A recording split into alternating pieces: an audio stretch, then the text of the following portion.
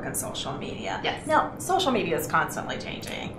How, as a communications professional, do you keep up with all these changes? And what advice would you have for the people watching this program in terms of just keeping current? Okay. I actually attend a lot of seminars. I try to go to a big seminar once a year. Sometimes that's budgeted, sometimes that's not. I do a lot of investment on myself, so I do a lot of reading.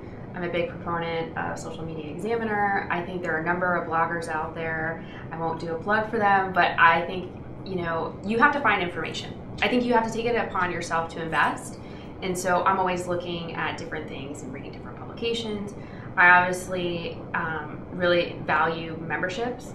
So I'm a member of the PRSA, the AMA. They offer different varying levels of seminars, papers, articles, etc. I do a lot of reading in my job, so I seek out information. I want to know what other people are doing. I look within our market.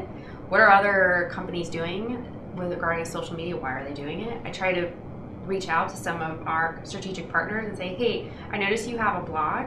You've been really great and successful at that. Let's have lunch. So I try to really meet with some of my practitioners, because even though they're in my market or they're not in my market, they provide a different scope that I probably never have thought of. Now, say a client asked you that same question. They said, we want to be up on the latest social media, and we want to be, just as savvy as this university or this school system. What advice would you give a client like that? I would give them, reach out to that institution. What are they doing? And a lot of times, again, in higher education as well as K-12, it's a very caring and sharing. Oh, that's good. So everybody, very open. It's very open. Not as competitive as we might imagine. I think it depends on the level of the institution, right? The selectivity, right? How competitive they are. But I think a lot of people want to share. Oh, that's great. And I'm happy to, people ask me, what do I read? And I'm like, well, I read everything under the sun. I'm a big proponent of some of the bloggers that are out there, not to give them a plug, but I do follow a lot. I invest in myself to go to conferences. I think a lot of my memberships into both the associations I mentioned before provide great value. Oh, that's great. Now, the caveat of that's a lot of information overload, so you have to decide what's your comfort level. I'm always actively using social media, so I try to find information from yourself or from other bloggers in the area to keep on trends. But I'm always reading, and I think that's the biggest advice I would give somebody. The other thing I think that folks need to be wary of, just because you have a Facebook page doesn't mean you're an expert.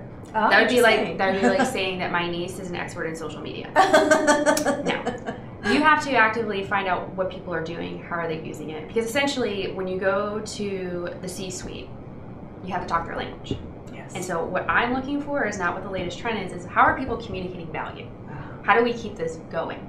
Because people are, for us here at Hobson's, I think we are understanding the value. We just want to know how to leverage it better. Right. Why are we doing X versus Y? Why did we focus on this? Why can't I just create, 10 YouTube channels? Again, I go back to the 3. What's your objective? What's your strategy? Who's going to maintain it? Because if you can't answer those 3, you shouldn't be doing the project. And I think people really focus on technology, like, oh, everybody's on Twitter. Well, not everybody's on Twitter. You